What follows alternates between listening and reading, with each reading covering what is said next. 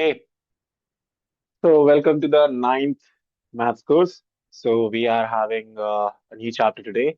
So we are going to start with something beautiful known as circle. Circle chapter से हम start करेंगे प्यारे बच्चे. This chapter is in class 9th and 10th both.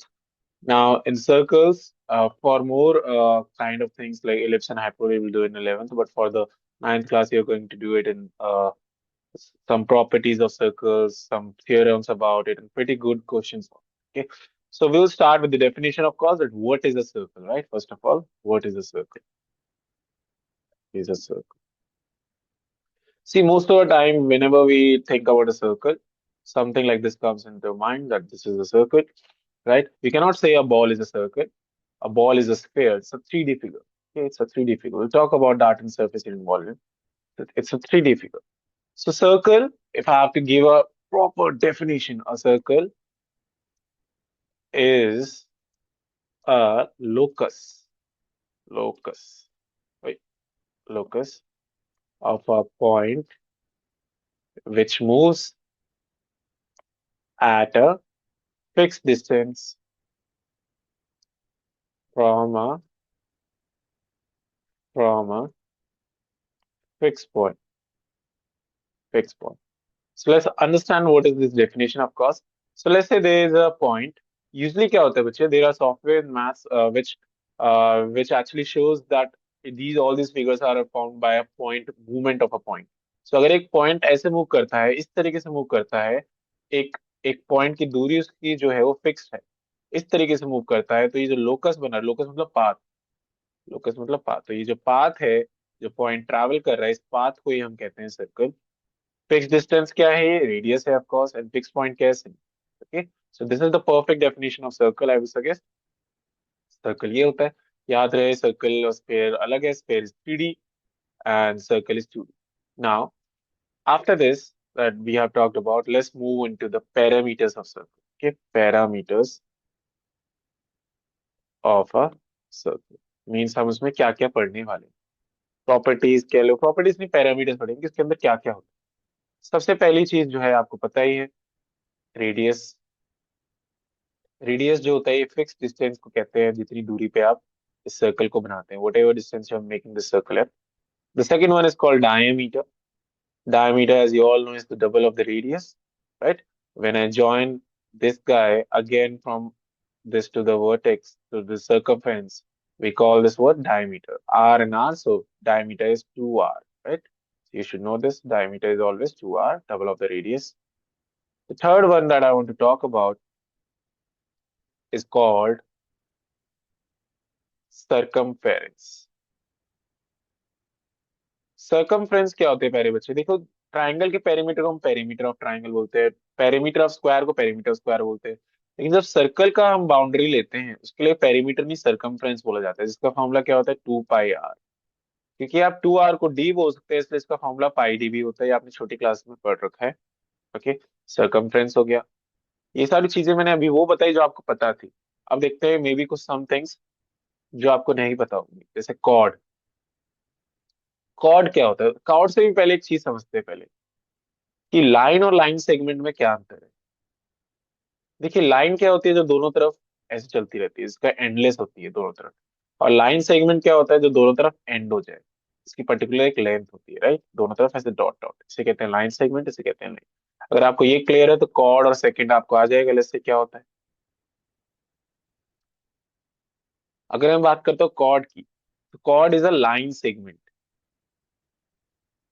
Line segment मतलब कि आप जब इसको यहाँ पे एक ऐसे दो एक लाइन बना देते हैं, एक पॉइंट इस पे, एक पॉइंट इस पे, प्रॉपर सर्कल है वैसे, तो इसको let's say this is A B. तो ये जो ए बी बना है प्यारे बच्चे, ये ए बी एक कॉर्ड है, एक लाइन सेगमेंट. ठीक है. और अगर इंटरेस्टिंगली देखें, अगर मैं इस कॉर्ड को ऐसे बढ़ाता जाऊं, बढ़ाता जाऊं, बढ़ाता जाऊं, सबसे मैक्सिमम लेंथ इसकी देखिए सेंटर पे आ रही है और फिर से घटने लगा है. इसलिए बोला जाता है जो सेंटर पे जो होता है, which is the diameter, is always the longest longest chord. So you should know that diameter is the longest chord. अभी हम बेसिक्स कर रहे हैं, बिल्कुल इज द लॉन्गेस्ट कॉर्ड. इस सेशन में हम बेसिक्स ही करेंगे. Is the longest chord. उसके बाद बात करते हैं हम कॉर्ड के बाद. अब लाइन सेगमेंट की बात करें तो लाइन की भी बात करेंगे. सेकंड क्या होता है? जब इसी कॉर्ड को या फिर ऐसे कोई लाइन है जो दोनों तरफ से ऐसे चल रही है, तो ये कहलाती है सेकंड। ठीक है, ध्यान रखिएगा, इसे कहते हैं second. Second is a line. Remember this. ये हो गया। उसके बाद बात करते हैं एक और इम्पोर्टेंट पार्ट की, आर्क। आर्क क्या होता है? देखिए, आर्क जो होता है एक सर्कमफ्रेंस का एक पार्ट होता है। जैसे मैंने सर्कल लिया, यहाँ पे मैंने लिया, अगर मैंने यहाँ पे ऐसे कट किया तो ये एक आर्क है। इसको बोला जाता है स्मॉलर आर्क, क्योंकि स्मॉल है। जैसे ए बी एक स्मॉलर आर्क है, और मैंने यहाँ पे एक सी पॉइंट रखा है। देखिए, अगर मैं ए बी ऐसे करके लिखता हूँ तो इसका मतलब मैं किस आर्क की बात कर रहा हूँ? स्मॉलर आर्क की। अगर ए सी बी लिखता हूँ, क्योंकि ऊपर सी है, तो आप बात कर रहे हैं एक्चुअली एक मेजर आर्क। इसको बोला जाता है major arc. This guy is nothing but major arc. So this is major arc. This is minor arc, as you can see. Okay. So that is what we are talking about by major and minor arc. So arc is done. Arc is a part of a circumference. By the way, अगर दोनों arc बराबर हो जाए तो हमें semi circle मिलता है। देखिए, अगर मैं ये भी बराबर कर दूं, ए बी इधर और ए बी इधर, दोनों लेंथ बराबर, दोनों इधर और इधर डिस्टेंस बराबर, तो ये ए बी एक nothing but a semi circle. तो याद रखना है, जब भी आर्क दोनों बराबर होते हैं तो it is a semi circle. Okay. तो ये हमारा आर्क क्लियर हो गया। उसके बाद आता है बच्चे, जो इस चैप्टर में हम यूज नहीं करेंगे, क्लास, एक्चुअली क्लास हम टेंथ में यूज करते हैं, इसे कहते हैं सेक्टर एंड सेगमेंट। देखिए, सेगमेंट क्या होता है? मान लीजिए कि आपने कॉर्ड बनाया है, ठीक है, तो ये जो ऊपर वाला एरिया जो हिस्सा हो बन गया, ये सेगमेंट कहलाता है। ठीक है, तो ये कहलाएगा मेजर सेगमेंट। ठीक है, ये कहलाएगा माइनर सेगमेंट, इस तरीके से। और अगर आप क्या करें और अगर आप क्या करें, सेक्टर मतलब पिज्जा का स्लाइस जैसे, मतलब दो रेडियस और एक आर्क के बीच में जो एरिया होता है उसको हम सेक्टर कहते हैं। ये क्या सेक्टर है? ये है माइनर सेक्टर। ये आपके इस चैप्टर में यूज नहीं होगा, लेकिन फ्यूचर पॉइंट में यूज हो सकता है टेंथ में, तो इसमें मैं अभी बता रहा हूँ major sector. This is major sector. So हमें सेक्टर भी क्लियर हो गया। Sector is like a pizza slice, right? Sector भी हो गया। और सेगमेंट क्या होता है? सेगमेंट टुकड़े हो गए, सर्कल के लिटरली टुकड़े कर दिए। ठीक है, अब डायमीटर दो इक्वल टुकड़े करेगा। ये होगी बात हमारे पेरीमीटर्स ऑफ सर्कल की। तो हमें हमें पहले रेडियस पता चला, डायमीटर पता चला, सर्कमफ्रेंस भी पता चला, कॉर्ड भी पता चला। सेकंड क्या होता है? Second is the line. Arc we have done, sector we have done, segment we have done, sector we have done. एक और इम्पॉर्टेंट चीज है, सबटेंड का मीनिंग बार बार यूज होता है हमारे चैप्टर में। सबटेंड का मतलब क्या होता है? बनाता है। बनाता है। I don't know how to write. Okay, so बनाता है मतलब कि, जैसे कि मैं बोल रहा हूँ कि एक कॉर्ड है, it subtends an angle of 60 degree at the center. So I will say ये O पे 60 डिग्री सबटेंड करता है, तो ऐसे। ठीक है, सबटेंड का मतलब ये पता हो, ये होना चाहिए। ठीक है, सबटेंड का मतलब ये होता है। चलिए, now circle chapter in class 9th is all about theorems. Almost 10 to 12 theorems are there. उसको ऐसे पढ़ाएंगे आपको कि आप कहीं भूलेंगे नहीं। ठीक है, so without any further ado, let's start. All the theorems proof is not there in the syllabus. Theorem 9.1 अभी तक theorem 9.1 और 9.7 का प्रूफ है। ठीक है, बाकी का आपको प्रूफ नहीं करना है अभी के लिए। So we are going to do for the syllabus of 2024 to 2025. So and 2025 से 2026 भी अभी सेम ही फॉलो हो रहा है, अभी तो कोई चेंजेस आए नहीं है सच, तो you gonna do the same. So हम करने वाले हैं थ्योरम 9.1। ठीक है, that is equal chords of a circle subtend equal angles at the centre. Let's say कि अब इसका मीनिंग समझते हैं। कहता है कि अगर दो कॉर्ड इक्वल है, लेट्स से एक कॉर्ड यहाँ पे है, ठीक है, ए भी कहीं पे भी हो सकता है, दूसरा कॉर्ड मान लीजिए यहाँ पे है, सी डी। तो ये दोनों इक्वल हैं। गिवन क्या है? आपको ये प्रूफ करना है, क्योंकि एग्जाम में आता है ये वाला। गिवन क्या है कि A B is given equal to C D. Claim क्या करना है आपको? प्रूव क्या करना है प्यारे बच्चे? आपको प्रूव करना है कि ये सबटेंड करते हैं equal angles at the centre. मतलब अगर यहाँ पे सेंटर है, तो ये वाला एंगल और ये वाला एंगल दोनों बराबर हैं। ये प्रूव करना है आपको, है नहीं, बराबर हैं, प्रूव करना है। अब देखिए कैसे होगा प्रूफ। कॉन्ग्रुएंसी कैसे करेंगे? आप क्या लिखेंगे? In triangle AOB and triangle COD. अगर आप देखेंगे ये दोनों बराबर दे रखे हैं, so A B equal to C D is given equal, given है। अगर आप देखेंगे ओ ए ओ डी, ये सब रेडियस है, ये भी रेडियस है भाई, ये इसके बराबर है। O A will be equal to O D radius. Similarly ये वाली साइड इसके बराबर है, तो क्या लिखेंगे हम, O B is equal to O C, ये भी रेडियस है। तो आप देख सकते हैं दोनों ट्राइंगल में तीन चीजें हमें मिल चुकी हैं, तो एस एस एस से we can say these two triangles are what, congruent by S S S congruency rule.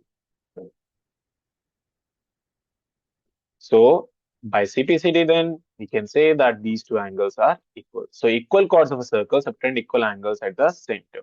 This is the first theorem that we have done the proof also, कि exam में आता है। और अगर theorem normal है तो उसका कन्वर्स भी होगा प्यारे बच्चे। चलिए तो इसका कन्वर्स भी देखते हैं, इसका कन्वर्स लगाते हैं यहाँ पे।